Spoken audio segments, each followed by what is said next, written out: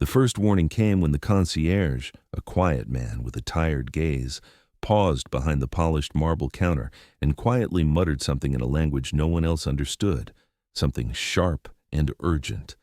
But no one in the glittering high-rise office tower in downtown Chicago paid him any mind. The millionaire above, a man so wrapped in his own arrogance and empire that he barely noticed the world beyond his glass office, dismissed the warning without a second glance. And so, for a long moment, silence swallowed the truth before it almost swallowed them all. I don't know where you're listening from. Maybe you're sweeping a hallway, checking security cameras, or locking a building for the night. It doesn't matter what time it is, but I promise you, today's story will shake you to your core. It's a story about invisible strength, about the dignity that comes not from the clothes you wear or the money in your bank account, but from the quiet courage to do what's right when no one else is watching. Meet Henry Wallace, 62 years old, the night concierge of the Sterling Tower, a gleaming 40-story monument to wealth and ambition that pierced the Chicago skyline like a steel and glass arrow. For 17 years, Henry had walked those marble corridors, his soft-soled shoes making barely a whisper against the imported Italian stone. His uniform, pressed but faded gray, bore the Sterling Tower insignia on the left pocket, a small golden shield that had lost its luster years ago, much like the respect he once commanded. Henry's world existed in the spaces between glamour. While the tower's residents and employees moved through their days discussing stock portfolios worth millions, cryptocurrency investments, and real estate ventures that spanned continents, Henry moved through shadows. He knew every corner of the building's 40 floors, every hidden camera angle, every emergency exit, and every secret that whispered through the ventilation systems after midnight. His key ring held 27 keys, each one a doorway to mysteries others would never suspect. He had memorized the building's heartbeat, the subtle hum of the HVAC system, the barely audible tick of the elevator motors, the soft buzz of the surveillance equipment that recorded everything but saw nothing. In the early morning hours, when the tower stood empty except for Henry and the cleaning crew, he would walk the halls with the deliberate pace of a man who understood that every detail mattered. His weathered hands would straighten crooked picture frames, adjust lobby flowers, and ensure every surface gleamed under the LED lights. He spoke little, but his eyes, dark brown and deeply lined from years of observation, missed nothing. When residents passed him in the lobby, rushing to their luxury cars or hurrying to business meetings worth more than his annual salary, they saw only the uniform, never the man. The Sterling Tower represented more than just prime Chicago real estate. It housed investment firms managing billions in assets, cryptocurrency trading operations, and venture capital funds that controlled the financial destinies of thousands.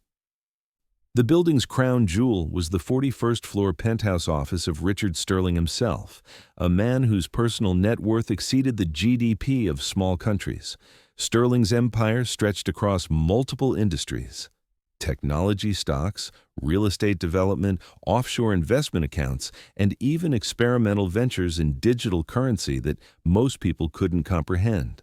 Henry had watched Sterling's rise from a distance, observing the man's transformation from a hungry entrepreneur to an untouchable billionaire. Sterling's suits cost more than Henry's annual salary. His watch, a limited edition Patek Philippe, was worth more than most people's homes. His investment portfolio included blue-chip stocks, government bonds, precious metals, and enough cryptocurrency to influence market trends. Yet for all his wealth, Sterling had grown blind to the world beyond his glass-walled office, surrounded by yes-men and sycophants who fed his ego while depleting his humanity. The tower's inhabitants moved in different worlds, separated by invisible lines of class and financial status. The lower floors housed mid-level investment advisors and financial planners, people who managed comfortable six-figure portfolios, but still took the L train home to modest apartments. The middle floors belonged to senior executives and fund managers, individuals whose seven-figure annual bonuses afforded them Lincoln Park condos and weekend homes in Wisconsin. The upper floors were reserved for the truly wealthy, the multi-millionaires and billionaires who never questioned the cost of anything because money had become as meaningless as breath. Henry knew them all by sight, by voice, by the particular way they carried themselves. He knew which ones treated the building staff with basic human decency and which ones looked through him as if he were part of the architecture. He had seen fortunes made and lost in the span of afternoons, had watched grown men weep over collapsed investment schemes, and had witnessed celebrations when stock options vested or when cryptocurrency portfolios exploded in value overnight. But in all his years of silent observation, Henry had never seen anything quite like what was about to unfold. On that rain-soaked Saturday afternoon in November, when the tower stood mostly empty and the Chicago wind howled between the skyscrapers like a living thing, Henry was making his routine security rounds when he heard voices in the lobby. It was unusual. Weekends typically brought only the occasional resident or executive catching up on work, and the cleaning crew wasn't scheduled until evening. Two men in expensive suits stood near the marble reception desk, their voices low and urgent. One Henry recognized immediately.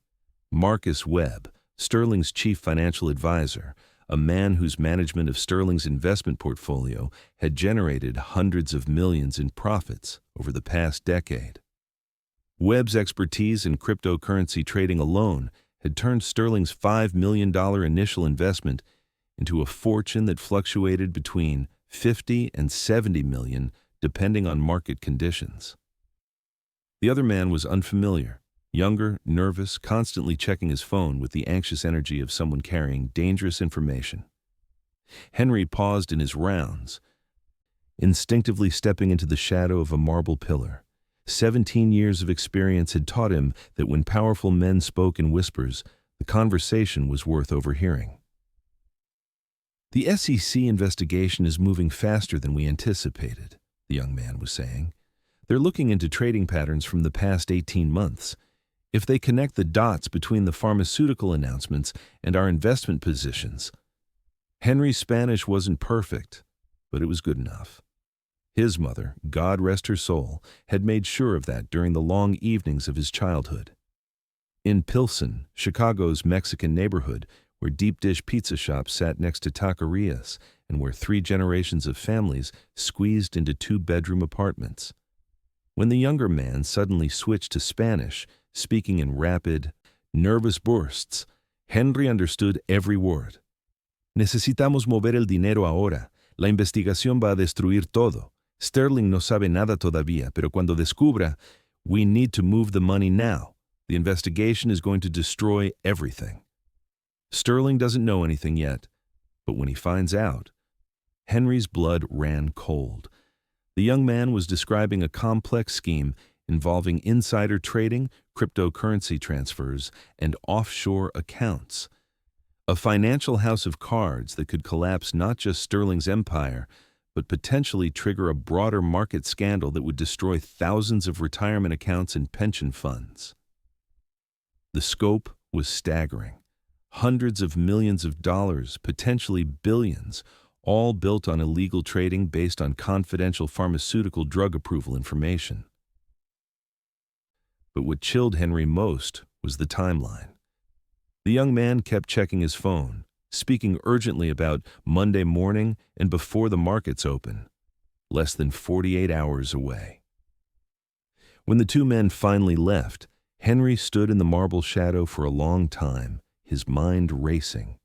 He had stumbled onto something that could destroy lives, ruin fortunes, and shake the financial markets. The ethical weight of the knowledge pressed down on him like the November sky pressing down on the city. Henry Wallace had always been a man of careful consideration. At 62, he had learned that wisdom often came disguised as patience, that the right action taken at the wrong moment could become the wrong action entirely. But as he stood in the empty lobby of Sterling Tower, listening to the wind rattle the plate-glass windows, he knew that silence would make him complicit in a crime that would devastate countless innocent people. The storm brewing outside was nothing compared to the one building within the marble and steel walls around him, and Henry Wallace, invisible, underestimated, dismissed as just the night concierge, now held the power to prevent a financial catastrophe or watch it unfold in silence.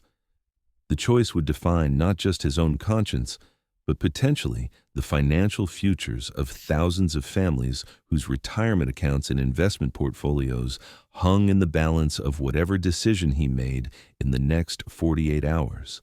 For 17 years, Henry Wallace had perfected the art of invisibility. At 5:30 each morning, as Chicago's skyline began to emerge from the darkness like a promise written in steel and glass, Henry would complete his final security rounds through Sterling Tower's 40 floors. His routine had become as natural as breathing. Check the executive offices, ensure all windows were secure, verify that the surveillance systems had recorded the night without incident, and prepare the building for another day of wealth creation and financial maneuvering. The tower would soon fill with the sounds of commerce. Phones ringing with news of stock market fluctuations, printers churning out investment reports, and the constant hum of conversations about money in amounts that most Americans couldn't fathom. Henry had long ago stopped being surprised by the casual way these people discussed millions of dollars as if they were talking about grocery money. Cryptocurrency portfolios worth more than entire apartment buildings, real estate investments spanning multiple states, stock options that could fund small colleges. It was all just another Tuesday in Sterling Tower. By 6 o'clock, Henry would hand over the building to the day's security team and make his way to the Brown Line station for the ride home to his small apartment in Albany Park. The commute gave him time to decompress from the night's observations, to process the fragments of conversations and glimpses of lives that existed in a different economic universe. He would read his paperback mystery novels and watch the city wake up through the train windows, feeling both part of and separate from the Chicago morning rush. His apartment was modest but comfortable, a one-bedroom unit in a brick building that had housed working-class families since the 1940s. The rent was reasonable. The neighbors were quiet, and Henry had learned to find contentment in simplicity.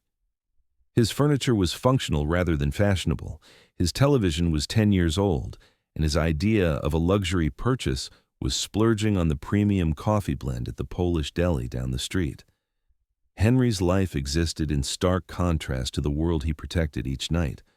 While Sterling Tower's residents managed investment portfolios worth tens of millions, Henry's own retirement account had grown slowly and steadily over 17 years to a respectable but modest sum. While they discussed vacation homes in Aspen and investment properties in Miami, Henry took his annual week off to visit his sister's family in Milwaukee, sleeping on their fold-out couch and helping with his teenage nephew's homework. But financial wealth had never been Henry's measure of success. His pride came from different sources, the trust placed in him to protect millions of dollars worth of equipment and confidential information, the respect of the cleaning crew who knew they could count on his help when needed, and the quiet satisfaction of the work done thoroughly and without fanfare. He had never missed a shift in 17 years, had never had a security incident on his watch, and had never betrayed the confidences that naturally came his way in a building where secrets were as valuable as the cryptocurrency investments stored in digital wallets. Henry's childhood in Pilsen had taught him the value of invisible work.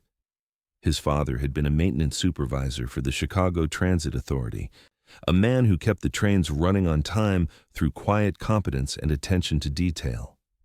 His mother had cleaned offices in the Loop, leaving their house each evening as Henry returned from school, contributing to the family's modest income while maintaining her dignity and work ethic.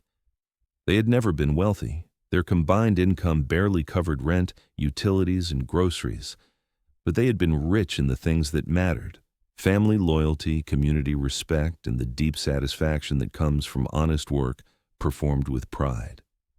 Those lessons had shaped Henry's approach to his role at Sterling Tower. He understood that his position required discretion above all else.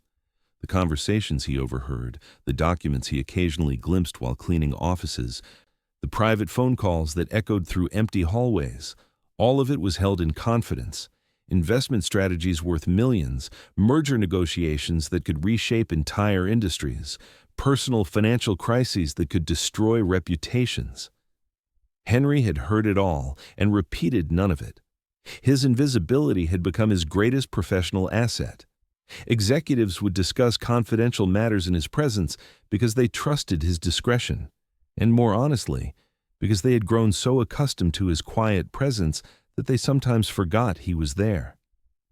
He had become part of the building's infrastructure, as reliable and unnoticed as the heating system or the elevator motors, but that invisibility came with a cost. Henry had watched colleagues retire or move on to other positions while he remained in the same role year after year. He had seen younger security guards hired and promoted while his own responsibilities remained constant. The annual raises were minimal, barely keeping pace with inflation, and his requests for additional responsibilities or training opportunities were politely deflected with promises that never materialized. Still, Henry found meaning in his work.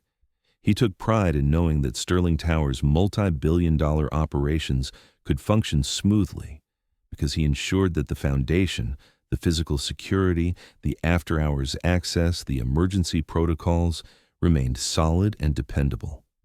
When cryptocurrency markets crashed and fortunes were made or lost in single trading sessions, when hostile takeover attempts threatened to destroy decades of wealth accumulation, when personal scandals threatened to topple financial empires, Henry remained the constant presence that kept the building secure and operational. The irony wasn't lost on him that the people whose millions he protected each night earned in single stock transactions what he made in entire years. Marcus Webb, Sterling's chief financial advisor, had received a $7 million bonus the previous year for his successful management of the company's cryptocurrency investments.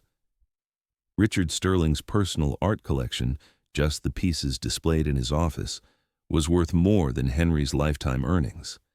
The parking garage beneath the building housed cars worth more than most people's homes: Ferraris, Bentleys, a few Teslas belonging to the more environmentally conscious millionaires, and Sterling's custom Rolls-Royce that cost more than a luxury condominium.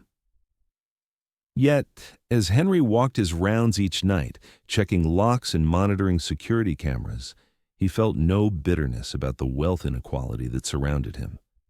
His satisfaction came from different sources: the knowledge that his work mattered, the respect of the few colleagues who understood his true value, and the quiet dignity that came from performing honest labor with integrity and skill. But that Saturday afternoon, when he overheard the conversation between Marcus Webb and the nervous young man, Henry realized that his 17 years of silent observation had prepared him for something far more significant than routine security rounds. The knowledge he now possessed could prevent a financial catastrophe that would destroy not just Sterling's fortune, but potentially the retirement savings of countless ordinary Americans whose pension funds and investment accounts were managed by firms operating throughout Sterling Tower.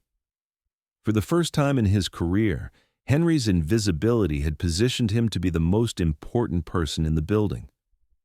The question was whether anyone would listen to the warning of a 62-year-old night concierge whose words had never carried weight in a world measured by stock portfolios and net worth statements.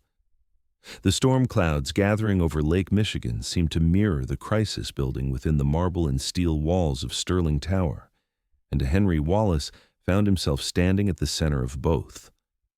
The storm that had been building in Henry's chest finally erupted on Monday morning, but not in the way he had hoped or expected.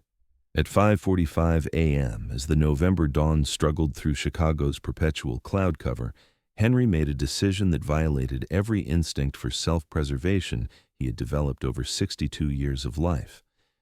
He had spent the weekend replaying the overheard conversation, weighing his options with the careful deliberation of a man who understood that speaking up would change everything. The young man's words echoed in his mind. Monday morning, before the markets open. Whatever scheme Marcus Webb was orchestrating, it was happening today, and Henry's silence would make him complicit in what could be one of the largest financial frauds in recent Chicago history.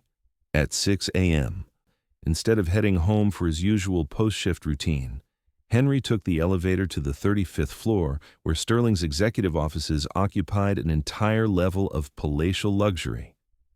The elevator ride felt longer than usual, as if the building itself was reluctant to carry him toward a confrontation that would shatter his 17 years of comfortable invisibility. The executive floor was a masterpiece of intimidation disguised as elegance. The marble floors were Italian Carrara. The walls featured hand-selected Brazilian hardwood, and the artwork included original pieces worth more than most people's homes.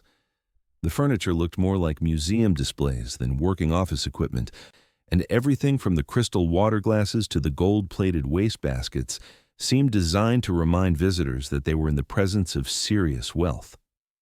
Henry's scuffed work shoes seemed to echo louder than usual against the polished stone as he approached the reception area. Margaret Chen, Sterling's executive assistant, looked up from her computer with barely concealed surprise. In 17 years, Henry had never appeared on the executive floor during business hours unless specifically summoned for a security matter. "Henry, is everything all right? Did something happen overnight?" Margaret's tone was professional but tinged with concern. She was one of the few people in the building who had always treated Henry with basic respect, remembering his name and occasionally asking about his family during their brief interactions. "Mrs. Chen, I need to speak with Mr. Sterling. It's urgent, a security matter that requires immediate attention." Henry's voice was steady, but his hands betrayed his nervousness as he adjusted his key ring. "I overheard something this weekend that could affect the company's interests." Margaret's expression shifted from concern to skepticism. "Henry, Mr. Sterling has a full schedule today. The markets are volatile, and he's dealing with several time-sensitive investment decisions. Perhaps you could speak with Mr. Webb about whatever security issue you've identified." That was exactly what Henry couldn't do. "Mrs. Chen, with respect, this is something Mr. Sterling needs to hear directly. It involves Mr. Webb, and it's bigger than a typical security concern." Before Margaret could respond, the mahogany door to Sterling's inner office opened, and Richard Sterling himself emerged, speaking rapidly into his phone about cryptocurrency futures and emerging market opportunities. At 58, Sterling looked like Central Casting's ideal of a successful billionaire. Silver hair perfectly styled, a suit that probably cost more than Henry's monthly salary, and the kind of deep tan that came from frequent vacations to private islands and exclusive resorts. Sterling ended his call and noticed Henry standing in his outer office with the kind of puzzled expression reserved for finding unexpected objects in inappropriate places. "Henry, is there some kind of emergency? A break-in? Equipment failure?"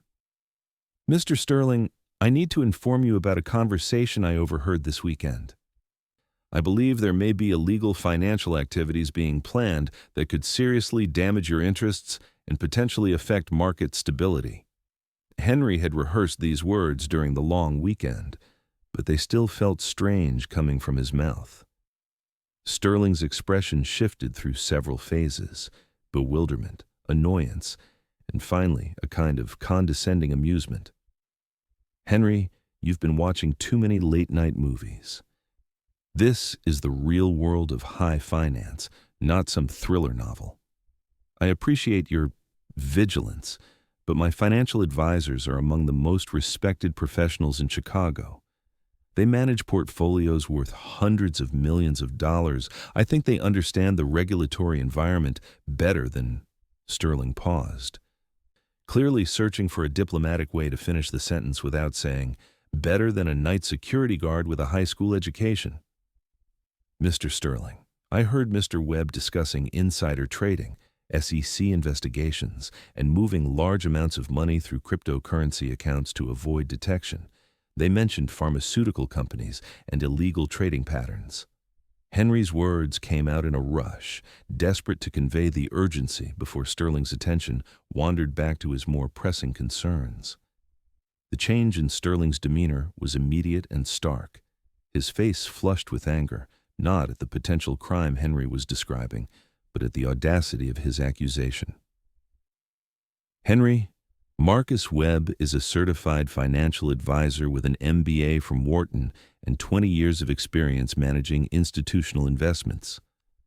His cryptocurrency strategies alone have generated over $50 million in profits for this company. Are you seriously suggesting that I should be concerned about your interpretation of a conversation you claim to have overheard?" "Sir, I understand how it sounds, but—" "No, Henry, I don't think you do understand. You're making serious accusations against one of Chicago's most respected financial professionals based on what? You're eavesdropping during routine security rounds?" Sterling's voice carried the sharp edge of a man whose authority had never been questioned by someone so far beneath his social station. "This is completely inappropriate, and frankly, it's embarrassing for both of us."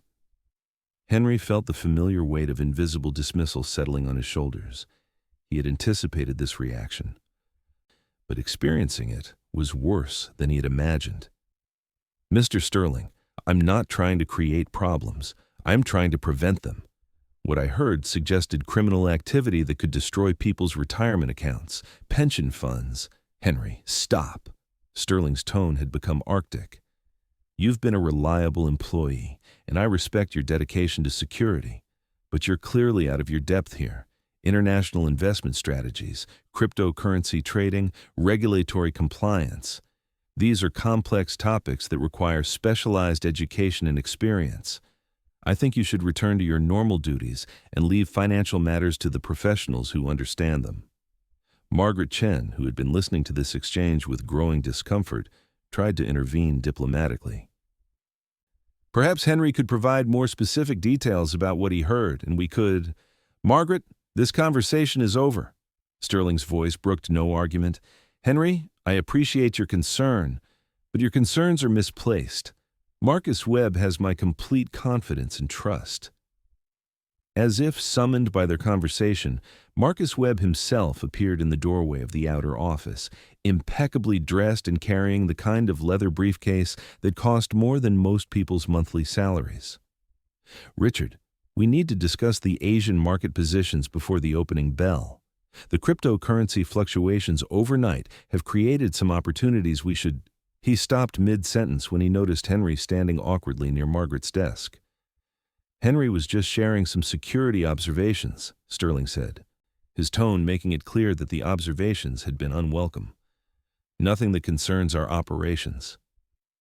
Webb looked at Henry with the kind of polite interest one might show to a piece of furniture that had been moved slightly out of place. "Security observations?" Henry found himself caught between his knowledge of Webb's guilt and the impossibility of convincing anyone to take his accusations seriously. "I just wanted to make sure that all our compliance procedures were being followed properly." "Well, that's admirable diligence," Webb said smoothly. "Rest assured, all our trading activities comply fully with SEC regulations and industry best practices. Our compliance department reviews every transaction, and we maintain detailed records of all investment decisions and their underlying rationale." It was a masterful performance, delivered with the confidence of a man who knew that his word would be accepted over that of a night security guard. Henry realized with growing dread that he was watching a skilled liar manipulate language to deflect suspicion while simultaneously undermining Henry's credibility. "I'm sure Henry appreciates your reassurance," Sterling said, clearly eager to end the conversation. "Henry, thank you for your diligence, but as you can see, everything is being handled properly by qualified professionals." Henry felt the moment slipping away from him like water through his fingers. "Mr. Sterling, what if I'm right? What if—" "Henry, that's enough." Sterling's voice carried a warning that 17 years of employment had taught Henry to recognize. "I'm going to chalk this up to excessive zeal and overlook it this time. But I want to be clear. Your job is building security, not financial oversight. Stay in your lane." The dismissal was complete and humiliating. Henry nodded slowly, his dignity battered but not broken, and turned toward the elevator. As he walked away, he heard Webb's voice behind him, calm and professional. "Richard, about those Asian positions and the cryptocurrency transfers we discussed." Riding down in the elevator, Henry felt the weight of his failure settling over him like the November sky over Lake Michigan. He had tried to do the right thing, had risked his professional relationship and personal comfort to prevent what he believed was an impending financial disaster, and he had been dismissed as an overreaching employee who didn't understand his place. But as the elevator descended through the 40 floors of Sterling Tower, carrying him from the rarefied air of executive power back to the basement security office where he belonged, Henry realized that his failure to convince Sterling didn't change the fundamental truth of what he had overheard. The crime was still going to happen. The investigation was still closing in. And when the house of cards collapsed, as it inevitably would, thousands of innocent people would suffer, while men like Marcus Webb had probably already moved their own assets offshore. By the time Henry reached the ground floor, his shock had transformed into something harder and more determined. Richard Sterling had made his choice to trust wealth and privilege over truth and warning. Now, Henry would have to make his choice about what to do with the knowledge that no one in power wanted to hear. The marble lobby of Sterling Tower gleamed around him, beautiful and cold, as indifferent to moral concerns as the men who ruled from its upper floors. But Henry Wallace had not survived 62 years in Chicago by backing down when he knew he was right, even when being right meant standing completely alone. The storm was coming, whether Richard Sterling acknowledged it or not, and Henry intended to be ready. That afternoon brought an event that transformed Henry's professional humiliation into personal crisis, setting in motion the chain of injustices that would ultimately reveal the true character of both men. At approximately 2:30 p.m., as Henry was completing his post-shift documentation in the basement security office, the building's assistant manager, David Morse, appeared with the kind of urgent energy that usually meant trouble. "Henry, we need to talk immediately. There's been a serious security breach, and I need to understand what happened during your rounds last night." Morse was a thin, nervous man in his 40s who had always treated Henry with barely concealed condescension, addressing him with the fake friendliness that people use when they want to maintain social hierarchy while pretending to be egalitarian. Henry looked up from his incident reports, feeling a premonitory chill that had nothing to do with Chicago's November weather. "What kind of security breach?" "Someone broke into the equipment storage room sometime between Saturday evening and this morning. Expensive surveillance equipment is missing. Cameras, recording devices, computer hardware worth approximately $40,000. The door shows signs of forced entry, and you're the only person who had access to that area during the relevant time period." The words hit Henry like a physical blow. In 17 years, he had never had a single security incident, never had any equipment go missing, never had his integrity questioned. The timing wasn't coincidental. Within hours of his attempt to warn Sterling about Marcus Webb's activities, he was being accused of theft. "Mr. Morse, I didn't break into anything. I made my normal rounds, checked all the storage areas, and everything was secure when I left this morning. My access logs will show exactly where I went and when." Henry's voice was steady, but inside, he felt the ground shifting beneath him like quicksand. "The access logs show you spending unusually long periods in areas adjacent to the storage room. And frankly, Henry, your behavior this morning was unusual. Margaret Chen reported that you made some kind of wild accusations against Mr. Webb, suggesting criminal financial activities. Sterling was very upset by your conduct." The pieces were falling into place with terrifying clarity. Henry realized he was being systematically discredited, his reputation destroyed to prevent anyone from taking his warnings about Webb seriously. "My accusations weren't wild. I overheard specific conversations about illegal trading activities. The timing of this alleged break-in is suspicious. It happens right after I try to report criminal conduct." Morse's expression shifted from official concern to something colder and more calculating. "Henry, You're making this worse for yourself. The equipment theft is a serious crime. The company is considering involving the Chicago Police Department and potentially the FBI, given the value of the stolen technology. Your best option is to cooperate fully, and hopefully we can resolve this internally. I didn't steal anything. I don't even know what specific equipment you're claiming is missing. Can you show me the inventory records? The security footage from the storage areas?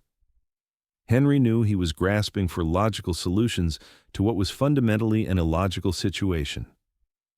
The security footage from that area was corrupted. Another suspicious coincidence, don't you think? And the inventory records show that high-end recording equipment, digital storage devices, and computer components were taken by someone with intimate knowledge of the building's security systems. Morse's voice carried the satisfied tone of a man who believed he was solving a puzzle. Henry felt the trap closing around him with mechanical precision. Whoever had orchestrated this theft had planned it carefully, ensuring that he would be the obvious suspect while simultaneously eliminating any evidence that could prove his innocence. The missing equipment could have been sold, destroyed, or simply moved to another location. It would never be found in his modest Albany Park apartment because he had never taken it. I want to see the storage room. I want to examine the alleged break-in damage, and I want copies of all security footage from the entire weekend, not just the area where you claim the footage was corrupted. Henry was fighting for his professional life now, calling on 17 years of security experience to understand how he was being framed. That's not possible. The storage room is now part of an active investigation, and access is restricted to authorized personnel only. You're suspended immediately, pending the outcome of our internal inquiry and possible criminal charges. Morse's words were delivered with the flat efficiency of an execution. The suspension hit Henry harder than he had expected. 17 years of perfect service, of quiet competence, of faithful protection of other people's wealth, and it could all be destroyed by accusations he couldn't disprove and charges that made no logical sense. Mr. Morse, this is retaliation for my attempt to warn Mr. Sterling about illegal financial activities. The timing proves it. Henry, your conspiracy theories are making this situation much worse. You made inappropriate accusations against one of Chicago's most respected financial advisors. And now you're suggesting that you're being framed for equipment theft. Do you understand how that sounds to management? Henry understood exactly how it sounded, like the desperate claims of a guilty man trying to deflect blame through increasingly wild stories. The beautiful efficiency of the frame-up was becoming clear. His attempt to expose financial crimes had been recast as evidence of his unstable mental state, while the equipment theft provided concrete grounds for dismissal and criminal prosecution. I'm requesting union representation, and I want everything documented in writing. I'll clear out my personal items from the security office, but I'm not admitting to anything I didn't do.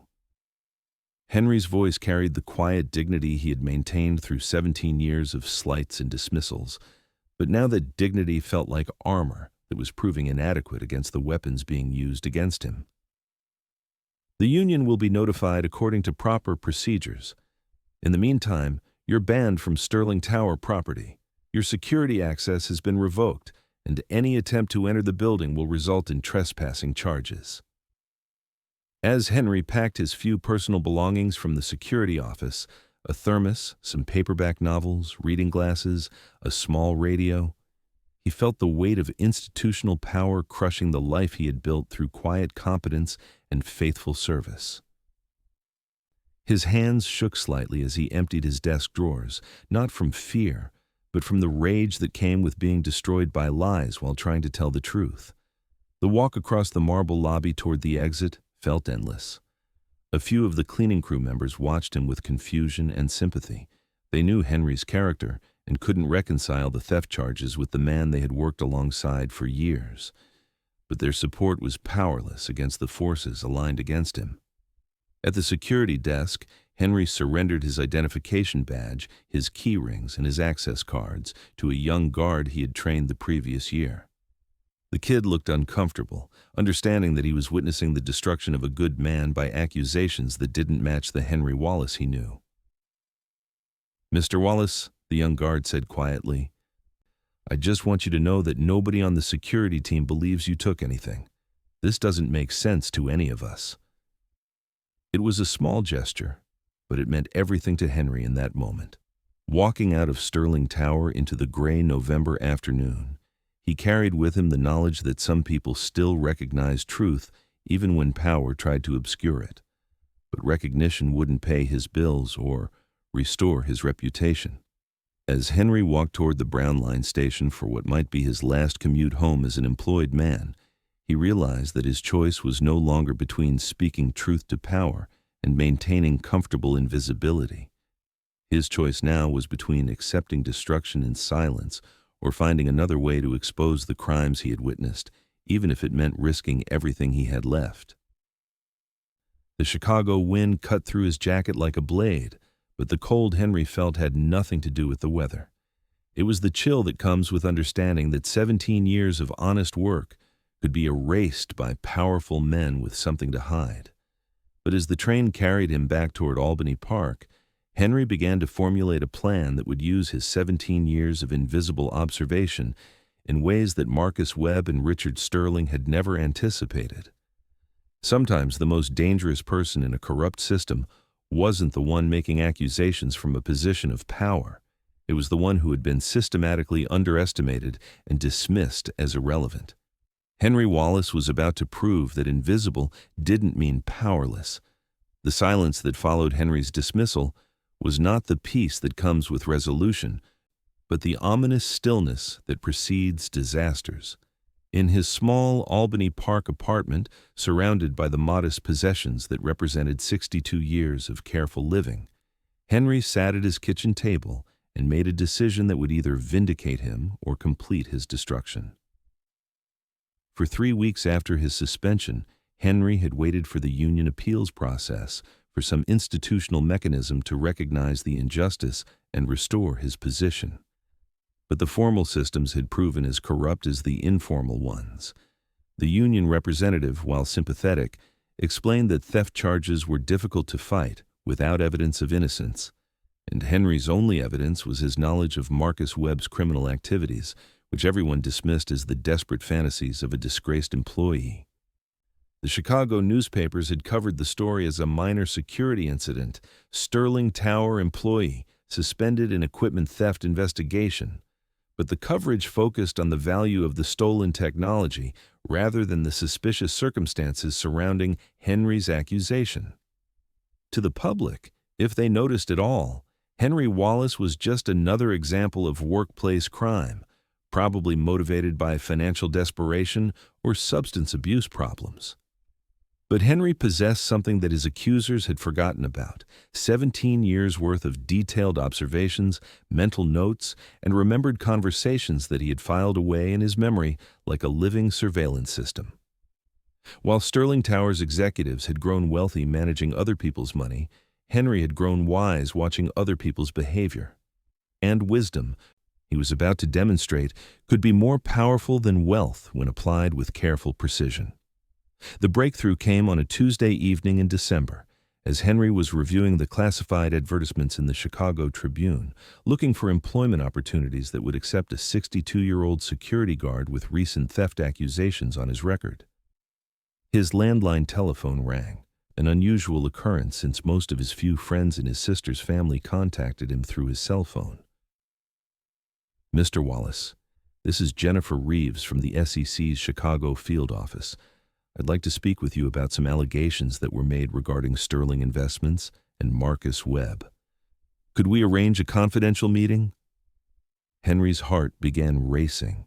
Someone was finally taking his warning seriously, but the timing raised questions he couldn't immediately answer. "How did you get my information? And why now?" "We received an anonymous tip several weeks ago suggesting irregularities in cryptocurrency trading patterns connected to pharmaceutical industry announcements. Our investigation has uncovered preliminary evidence that supports some of those concerns. The tip mentioned that a security employee at Sterling Tower might have relevant information. The anonymous tip had to have come from someone inside Sterling Tower, someone who had access to information about Henry's dismissed warnings and who had chosen to act when the official channels failed. Henry felt a surge of gratitude toward whichever colleague had finally found the courage to speak up.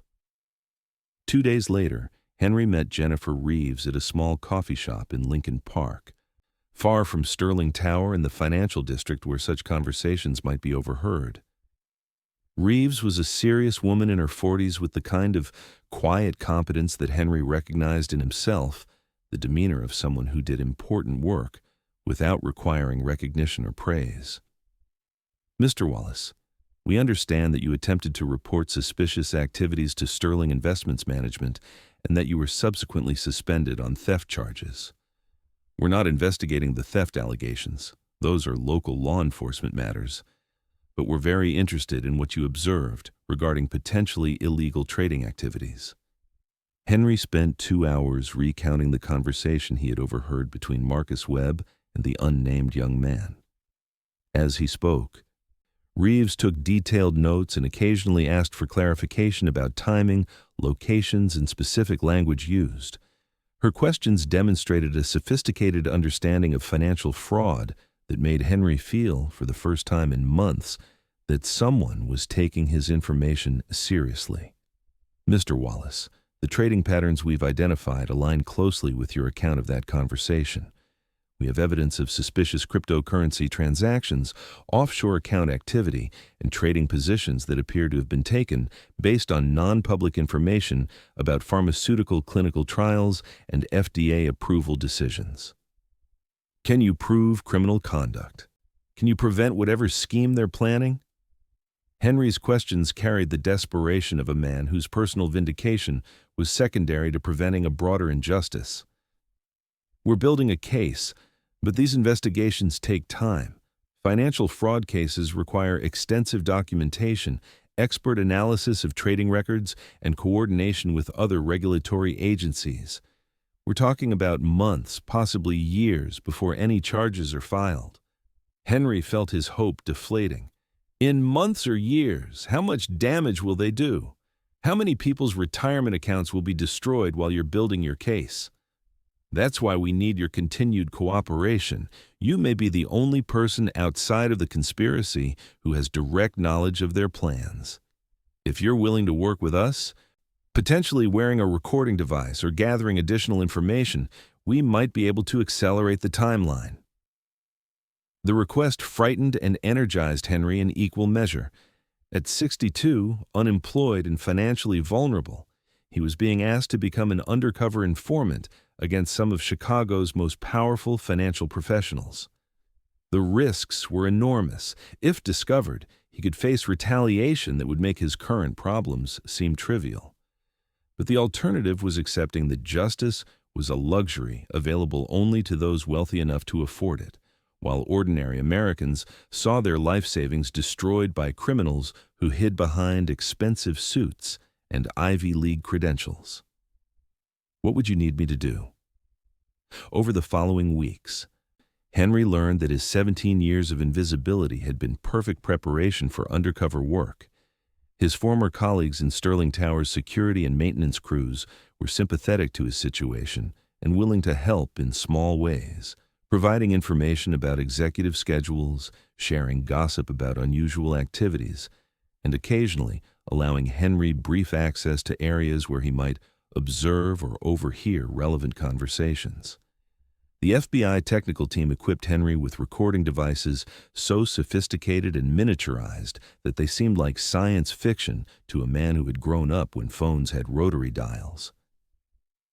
The recordings he made during carefully planned encounters with former colleagues revealed a complex web of financial manipulation that exceeded even what he had initially suspected. Marcus Webb hadn't simply been engaging in insider trading.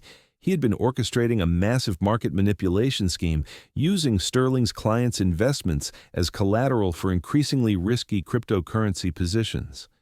When the scheme inevitably collapsed, Webb would profit from short positions while Sterling's clients lost hundreds of millions of dollars. The young man Henry had overheard and was apparently a mid-level employee at a pharmaceutical company who had been providing Webb with confidential information about drug trials and FDA decisions in exchange for a percentage of the trading profits. But the most damning revelation came when Henry learned that Richard Sterling wasn't an innocent victim being manipulated by a corrupt financial advisor. He was a knowing participant who had been using his legitimate investment business as a front for money laundering operations connected to international criminal organizations. The cryptocurrency investments weren't just about market manipulation. They were about converting illegal proceeds into untraceable digital assets. The scope of the conspiracy was staggering in both its criminal ambition and its potential for destruction. Henry realized that his initial warning to Sterling hadn't been ignored because Sterling was naive or overly trusting.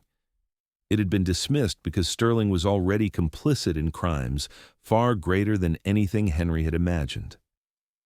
In January, 3 months after Henry's dismissal, the FBI raids began. Henry watched from his apartment as television news broadcasts showed federal agents leaving Sterling Tower with boxes of documents, computer hard drives, and financial records. Marcus Webb was arrested at his Lincoln Park penthouse, led away in handcuffs while news cameras captured every moment of his humiliation. Richard Sterling was arrested at O'Hare International Airport, attempting to board a private jet bound for a non-extradition country with suitcases full of cash and cryptocurrency storage devices. The man who had dismissed Henry's warnings as the fantasies of an overreaching employee was now facing federal charges that could result in decades in prison.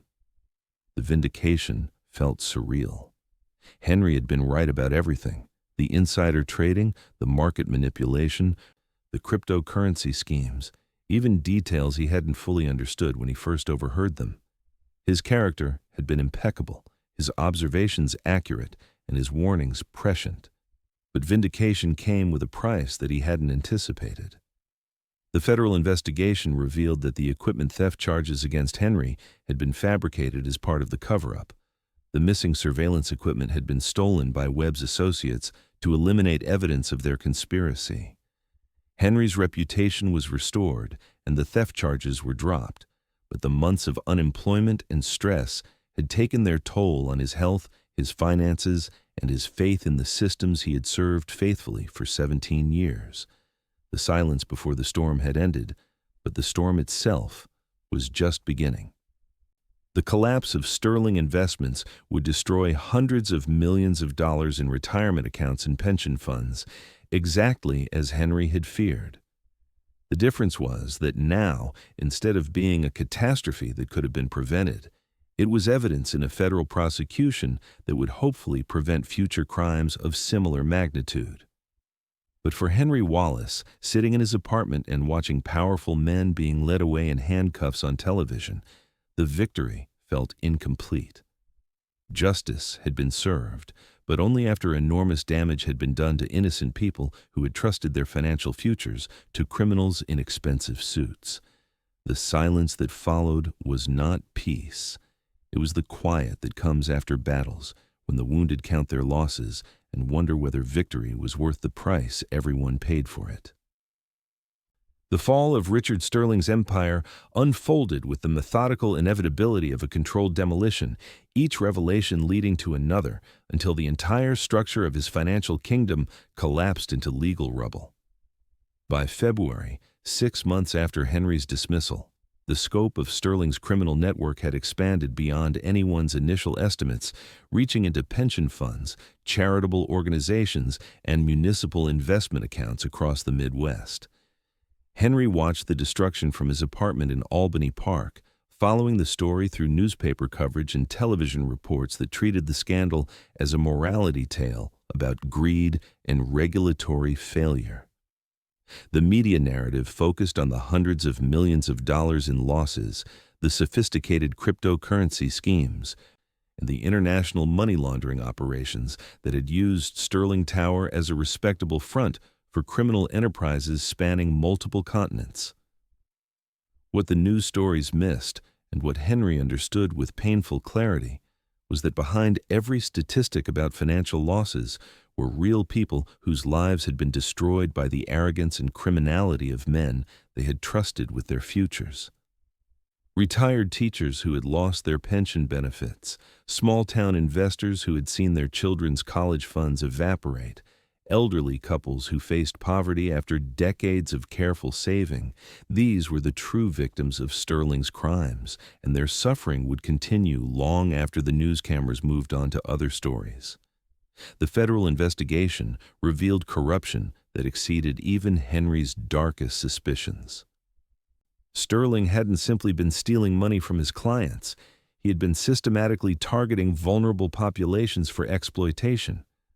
The company had specifically marketed investment products to police and firefighter pension funds, teachers' retirement systems, and charitable organizations, knowing that these institutional investors had limited resources for independent oversight and would be less likely to detect the fraud until it was too late. Marcus Webb's cooperation with federal prosecutors provided a detailed account of the conspiracy's operations. Under plea agreement, Webb described how Sterling had recruited him specifically for his expertise in cryptocurrency trading and offshore banking, promising him a partnership in the firm in exchange for creating untraceable investment vehicles that could be used for money laundering.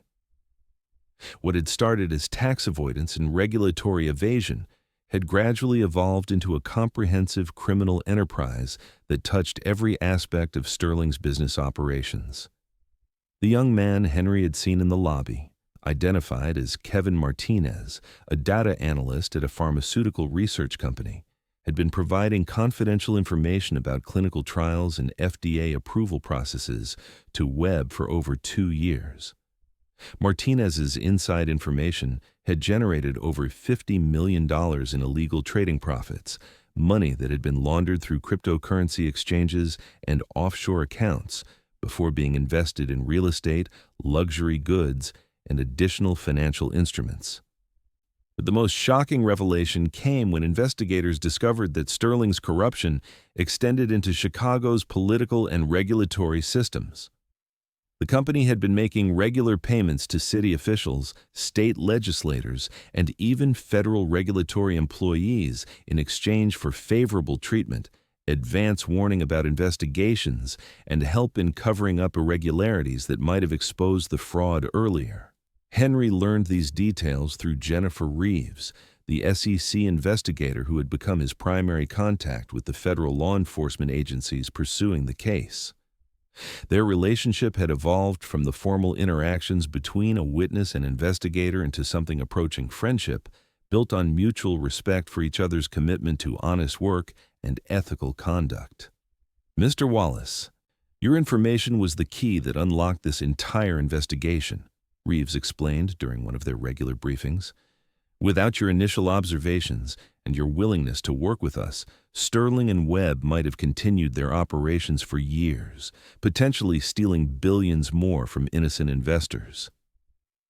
The gratitude was meaningful to Henry, but it couldn't replace the income he had lost during the months of unemployment, nor could it repair the damage that false accusations and professional humiliation had done to his sense of security and self-worth.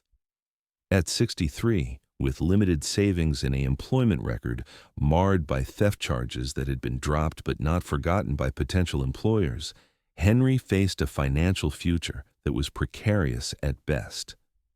The irony was bitter. Henry had prevented hundreds of millions of dollars in additional losses to Sterling's victims, but in doing so, he had sacrificed his own financial security. While Sterling and Webb faced years in federal prison, Henry faced the immediate challenge of finding employment that would support him through his remaining working years and provide enough income to fund a modest retirement.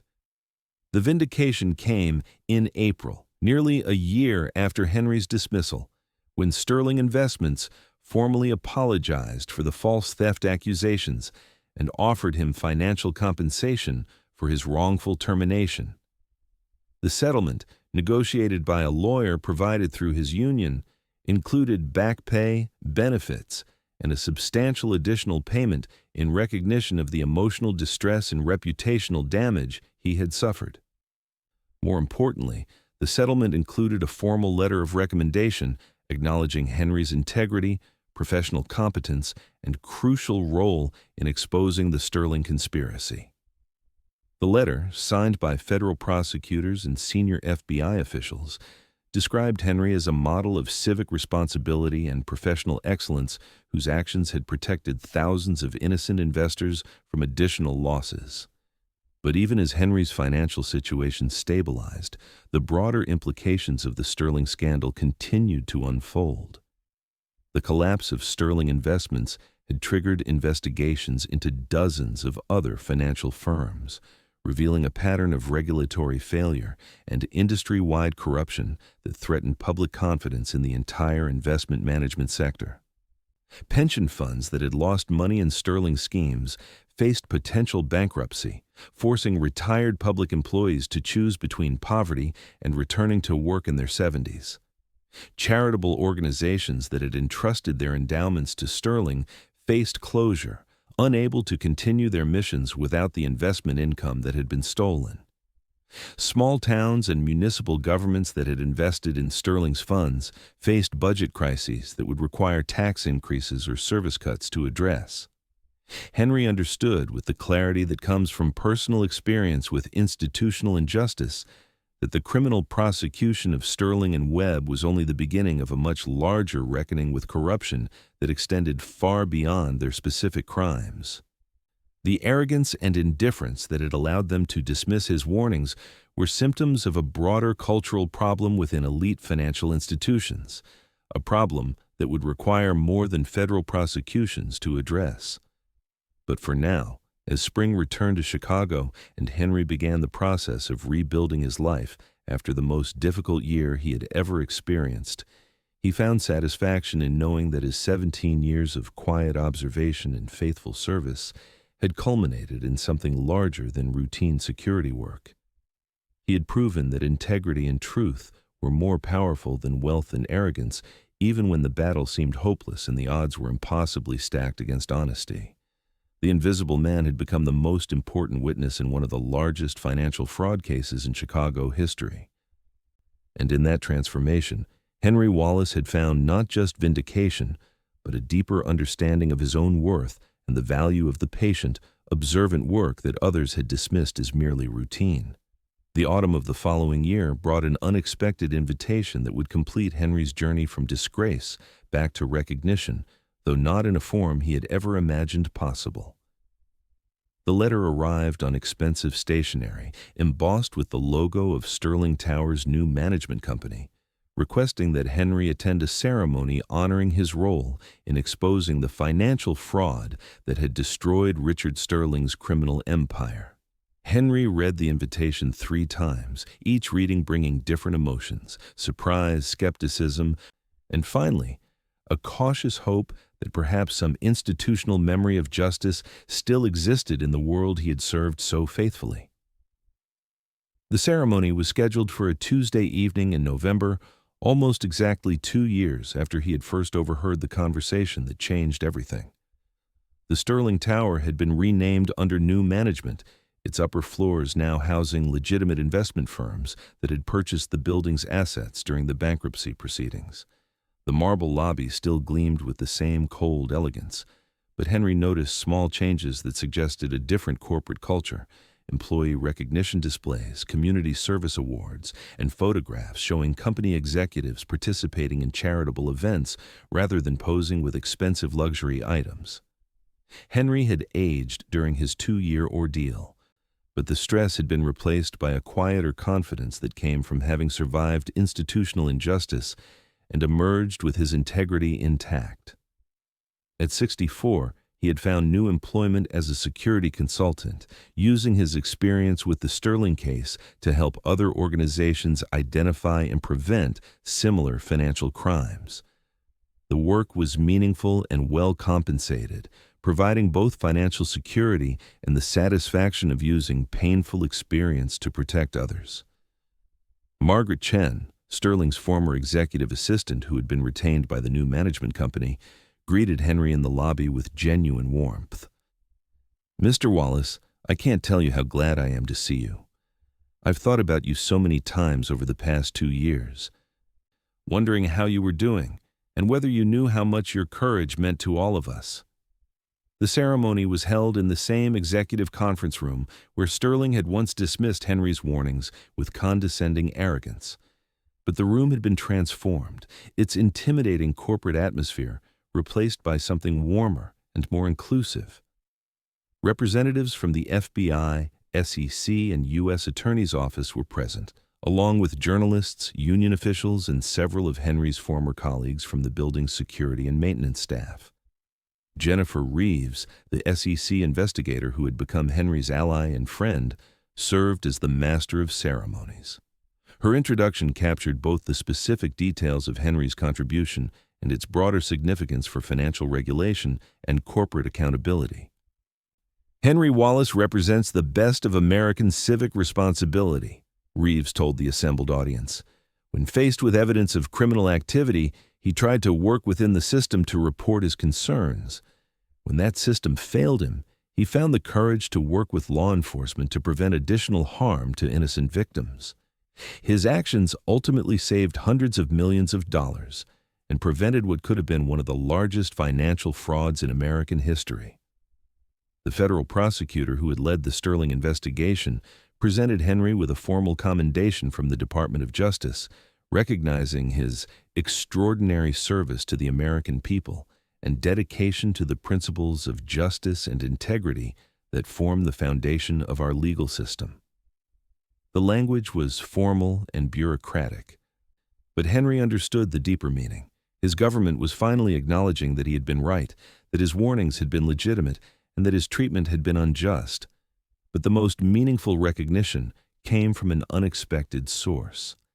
Kevin Martinez, the young pharmaceutical analyst whose inside information had been crucial to Sterling's conspiracy.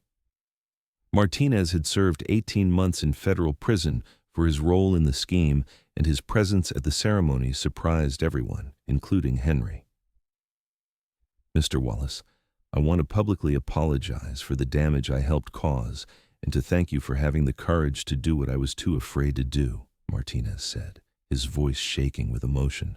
"I knew what we were doing was wrong, but I convinced myself that it was victimless, that we were just making money from the system without hurting real people.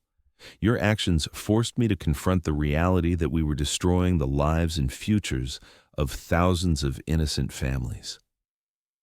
Martinez's apology was particularly powerful because it acknowledged the human cost of financial crimes in ways that statistics and legal documents could never capture. Henry realized that his vindication was complete, not just because his warnings had been proven correct, but because someone who had participated in the crimes now understood why those warnings had been so important. The ceremony concluded with the unveiling of a permanent display in the Sterling Tower lobby, commemorating Henry's role in exposing the fraud and serving as a reminder to future tenants and employees about the importance of ethical conduct and institutional accountability. The display included photographs from Henry's 17 years of service, quotes from his testimony to federal investigators, and a brief biography that described his journey from invisible security guard to crucial witness in one of Chicago's most significant financial fraud cases. Standing in the lobby where he had once been humiliated and dismissed, surrounded by colleagues, law enforcement officials, and journalists who now recognized his value and integrity, Henry felt a closure that had been years in the making. The Invisible Man had not only become visible, he had become a symbol of the power that comes from combining moral courage with patient observation. But perhaps the most satisfying moment came when the ceremony ended and Henry was approached by a young security guard who had been hired by the tower's new management. The guard, barely out of college, looked at Henry with the kind of respect usually reserved for celebrities or war heroes. "Mr. Wallace, I just started working security here 6 months ago, and they made sure all of us knew your story during our training. It's an honor to meet you. I hope if I'm ever in a situation like yours, I'll have the courage to do the right thing."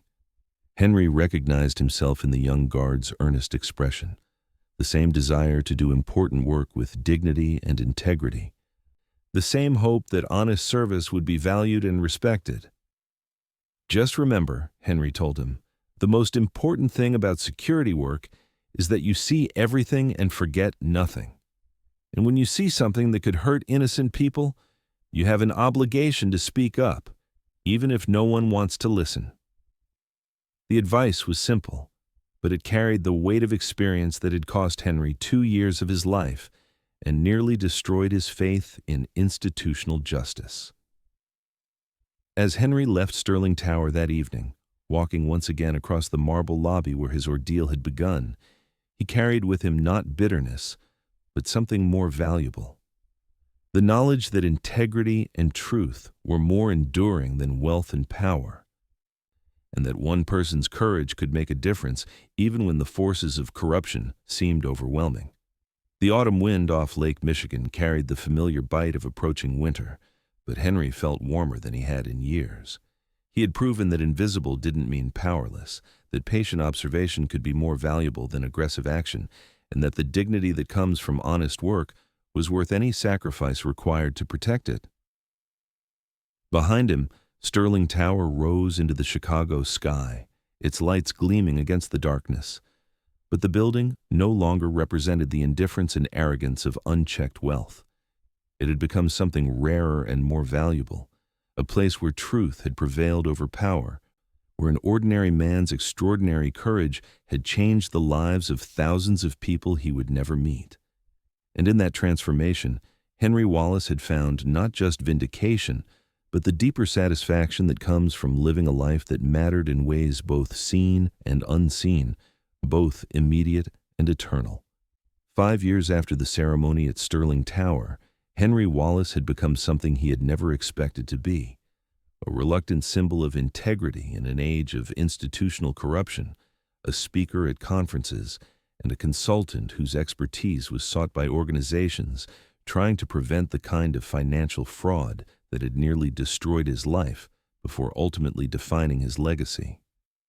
At 69, Henry had officially retired from full-time work, though he continued to accept occasional consulting assignments from law enforcement agencies, financial institutions, and regulatory bodies that valued his unique perspective on corporate crime and whistleblower protection. His modest Albany Park apartment had been replaced by a comfortable condominium in Lincoln Square, purchased with the proceeds from his lawsuit settlement and his consulting fees, but furnished with the same practical simplicity that had always characterized his approach to life. The Sterling case had become a textbook example in business schools and law enforcement training programs, studied as both a case study in financial fraud and an illustration of how institutional failings can silence voices that try to prevent disaster. Henry occasionally received invitations to speak to these classes, sharing his experience with future lawyers, FBI agents, and business leaders who would someday face their own choices between expedience and integrity. But the most meaningful aspect of Henry's later years was his work with a nonprofit organization dedicated to supporting whistleblowers and workers who faced retaliation for reporting corporate misconduct. His own experience with false accusations, professional humiliation, and financial hardship had given him deep empathy for others who found themselves caught between their consciences and their livelihoods. "The hardest part isn't making the decision to speak up," Henry would tell the workers who sought his advice and support. "The hardest part is living with the consequences when the people in power decide that silencing you is easier than addressing the problems you've identified. But I want you to remember that doing the right thing has its own rewards, even when those rewards are invisible to everyone else." The Sterling Tower case had ultimately resulted in the largest financial fraud settlement in Chicago history. Richard Sterling and Marcus Webb had been sentenced to lengthy federal prison terms, and the civil litigation had recovered over $400 million for the victims of their scheme. Dozens of other financial firms had implemented new compliance procedures and internal controls designed to prevent similar crimes, and federal regulatory agencies had strengthened their oversight capabilities to better detect cryptocurrency-based money laundering operations. But for Henry, the most satisfying outcome had been personal rather than institutional. The young security guard who had approached him after the ceremony had stayed in touch over the years, eventually becoming a security supervisor himself and implementing training programs that emphasized the importance of ethical conduct and professional integrity. Margaret Chen had become a senior executive at a legitimate investment firm where she had established worker protection policies that encouraged employees to report concerns without fear of retaliation. Even Kevin Martinez, the pharmaceutical analyst whose cooperation had been crucial to the prosecution, had rebuilt his life after prison, finding work with a non-profit organization that promoted transparency in clinical drug trials. His experience with the consequences of corporate crime had motivated him to dedicate his career to preventing others from making similar mistakes. These personal transformations reminded Henry that institutional change often began with individual decisions to act with integrity, even when the costs were high and the benefits uncertain. The Sterling case hadn't just been about preventing financial fraud. It had been about demonstrating that ordinary people could hold powerful institutions accountable when they found the courage to speak truth to power. On quiet evenings in his Lincoln Square condominium, Henry would sometimes reflect on the strange journey that had taken him from invisible security guard to reluctant public figure. The recognition and vindication had been meaningful, but what mattered most was simpler. He had kept his promise to himself to live with integrity, regardless of the consequences. The Chicago skyline visible from his window still included Sterling Tower, now operating under different management and housing legitimate businesses that contributed positively to the city's economy. The building's transformation from a monument to criminal arrogance into a productive part of the city's financial sector seemed fitting, evidence that corruption was not inevitable, that institutional change was possible when enough people decided that integrity mattered more than expedience. Henry's story had become part of Chicago's larger narrative about resilience, integrity, and the power of ordinary citizens to make extraordinary differences in their communities. Local newspapers occasionally wrote follow-up articles about his influence on corporate compliance and whistleblower protection, and he had been honored by several civic organizations for his contributions to financial transparency and accountability. But Henry's greatest pride came from smaller, less visible impacts. The security guards who had been inspired to report safety violations, the accountants who had found the courage to expose fraudulent bookkeeping, the administrative assistants who had spoken up about harassment and discrimination. These weren't headline-making cases, but they represented the daily choices that determined whether institutions served the public interest or protected the powerful from accountability.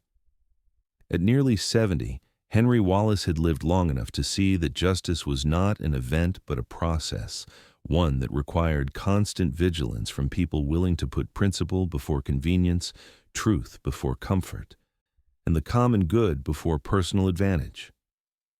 His 17 years of invisible work at Sterling Tower had prepared him for a moment when visibility mattered more than discretion, when speaking up was more important than staying safe. The lesson he had learned, and that he tried to share with others, was deceptively simple. In a world where power often corrupts and wealth often insulates, ordinary people performing ordinary work with extraordinary integrity were the ultimate guardians of justice and accountability. And in that truth, Henry Wallace had found not just vindication for his own choices, but hope for a society that would always need people willing to see clearly, speak honestly, and act courageously when others chose blindness, silence, and complicity. The invisible man had become visible not through seeking attention, but by refusing to let important truths remain hidden. And in that visibility, he had illuminated something larger than himself, the enduring power of integrity to transform not just individual lives, but entire institutions and the communities they served. As Henry entered his 8th decade, he carried with him the quiet satisfaction that comes from a life lived with purpose, dignity, and unwavering commitment to the principles that make civilized society possible. He had proven that one person's courage could indeed make a difference, and that the most important victories often belong to those who never sought recognition, only the opportunity to do what was right when it mattered most. The winter wind still cut through Chicago's streets with the same sharp edge that had accompanied Henry's most difficult moments, but now it carried with it the promise of renewal, the assurance that spring would always follow even the harshest seasons, and that truth, however long suppressed, would always find a way to emerge into the light. And you? Have you ever felt invisible while you were the one holding everything together? Have you ever tried to speak up about something important, only to have your concerns dismissed by people who thought they knew better? Have you ever wondered whether your work really matters? Whether anyone notices the quiet integrity with which you do your job each day? Henry Wallace's story reminds us that the most important work often happens in shadows, performed by people who never expect recognition, but who maintain their standards anyway, because character is what you do when no one else is watching. It shows us that truth has a power that wealth cannot purchase and influence cannot corrupt, but only when someone has the courage to speak it, regardless of the personal cost. If this story touched your heart, if it reminded you of your own struggles with institutional indifference or your own moments of having to choose between safety and integrity, please share it with others who might need to hear that their work matters, that their voices have value, and that sometimes the most ordinary people are capable of the most extraordinary courage. Leave a like if you believe that dignity and honesty are more valuable than money and status. Subscribe if you want to hear more stories about people who prove that character is stronger than circumstances, that truth is more enduring than power, and that the invisible threads that hold our society together are woven by people like Henry Wallace, and perhaps like you. For more stories that honor the quiet heroes among us, the watchful guardians who see everything and forget nothing, click the link to our podcast where we explore the lives of people who chose to do right when it would have been easier to look away. Thank you for walking this journey with us. Thank you for understanding that every person who chooses integrity over expedience makes our world a little more just, a little more hopeful, and a little more worthy of the trust we place in each other every day. Until our next story, remember, being invisible doesn't mean being powerless. Sometimes the most important person in the room is the one nobody notices until the moment when everyone needs to listen.